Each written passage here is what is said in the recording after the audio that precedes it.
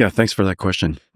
So first of all, the reason why extreme co-design is necessary is because the problem no longer fits inside one computer to be accelerated by one GPU. The problem that you're trying to solve is you would like to go faster than the number of computers that you add. So you added, 10,000 computers, but you would like it to go a million times faster. Then all of a sudden, you have to take the algorithm, you have to break up the algorithm, you have to refactor it, you have to shard the pipeline, you have to shard the data, you have to shard the model. Now, all of a sudden, when you distribute the problem this way, not just scaling up the problem, but you're distributing the problem, then everything gets in the way. This is the Amdahl's law problem, where the amount of speed up you have for something depends on how much of the total workload it is. And so if computation represents 50% of the problem, and I sped up computation infinitely, like a million times, I only sped up the total workload by a factor of 2. Now, all of a sudden, not only do you have to distribute the computation, you have to, shard the pipeline somehow, you also have to solve the networking problem because you've got all of these computers are all connected together. And so distributed computing at the scale that we do, the CPU is a problem, the GPU is a problem, the networking is a problem, the switching is a problem, and distributing the workload across all these computers are a problem. It's just a massively complex computer science problem. And so we just got to bring every technology to bear. Otherwise, we scale up linearly or we scale up based on the capabilities of Moore's law, which has largely slowed because Dennard scaling has slowed. I'm sure there's trade-offs there. Plus, you have a complete disparate disciplines here. I'm sure you have specialists in each one of these: high bandwidth memory, the networking, the NVLink, the NICs, the optics and the copper that you're doing, the power delivery, the cooling, all of that. I mean, there's like world experts in each of those. How do you get them in a room together to That's figure why out? my staff is so large.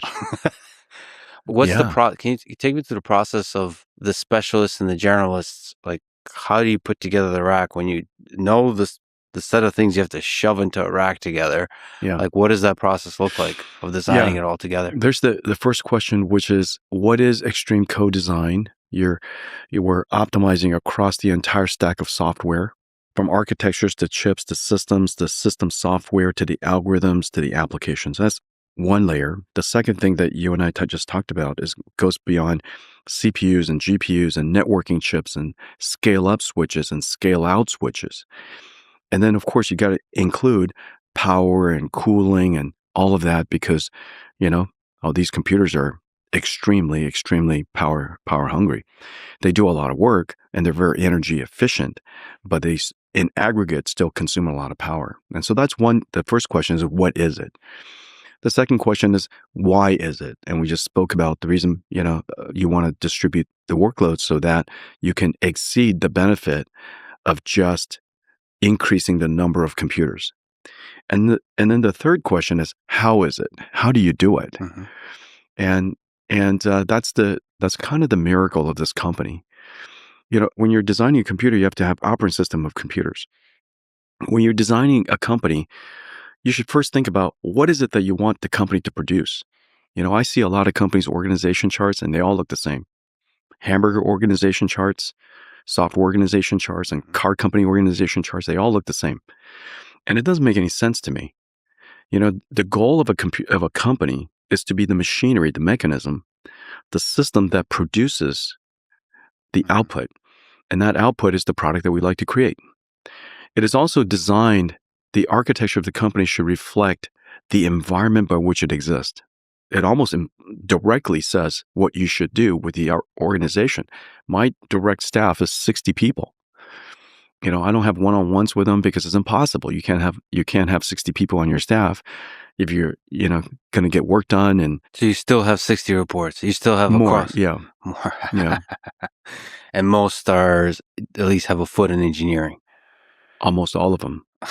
There's Okay. experts in memory. There's experts in CPUs. There's experts in optical. That's incredible. GPUs and architecture, algorithms, design. So you constantly have an eye on the entire stack, and you're having to do like intense discussions about the design of the entire stack. And no conversation is ever one person. That's why I don't do one-on-ones. We present a problem and all of us attack it, because we're doing extreme code design. And literally the company is doing extreme code design all the time. So even if you're talking about a particular component, like cooling, networking, everybody's listening in. Yeah, and they can exactly. contribute. Well, this doesn't work for the power distribution. This doesn't Exactly. this doesn't work for the memory. This doesn't work for this. Exactly. And whoever wants to tune out, tune out. You know what I'm saying? Yeah. And the reason for that is because the people who are on the staff, they know when to pay attention. They're supposed, if something they could have contributed to, they didn't contribute to, I'm going to call them out, and so, hey, come on, let's get in here.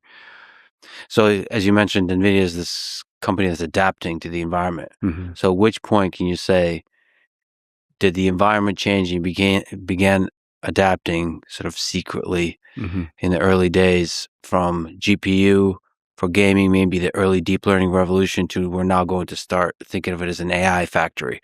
What does NVIDIA do? It produces AI. Let's build a factory that makes AI. I could reason through it just systematically.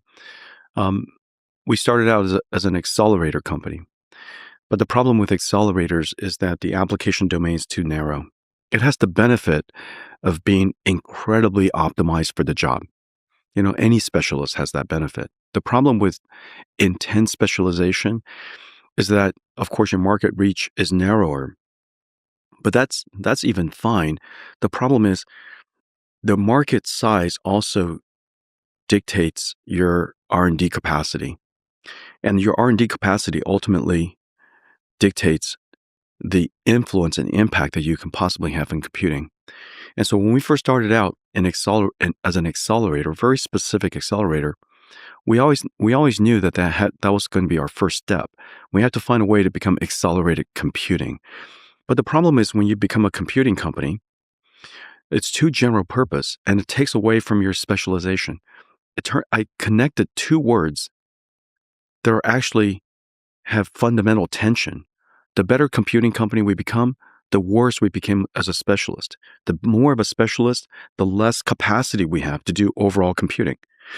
And so and I connected those two words together on purpose, that the company has to find that really narrow path, step by step by step, to expand our aperture of computing, but not give up on the most important specialization that we had. Okay, so the first step that we took beyond acceleration was we invented the programmable pixel shader. So that was the first step towards programmability. It was our first journey towards moving into the world of computing. The second thing that we did was we put FP32 into our shaders. That FP32 step, IEEE compatible FP32, was a huge step in the direction of computing.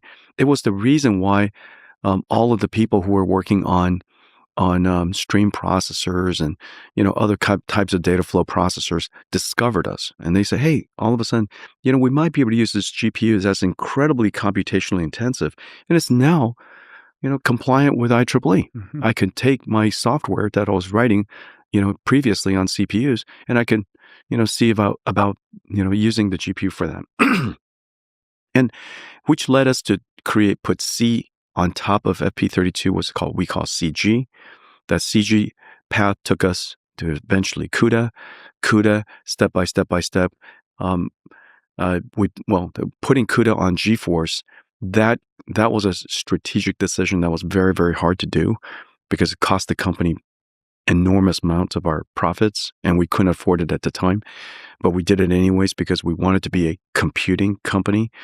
A computing company has a computing architecture. A computing architecture has to be compatible across all of the chips that we build. Can you take me through that decision? So putting CUDA on GeForce could not afford to do. Can you explain that decision? Why boldly choose to do that anyway? Yeah. Can you explain that decision? Excellent. That was the first.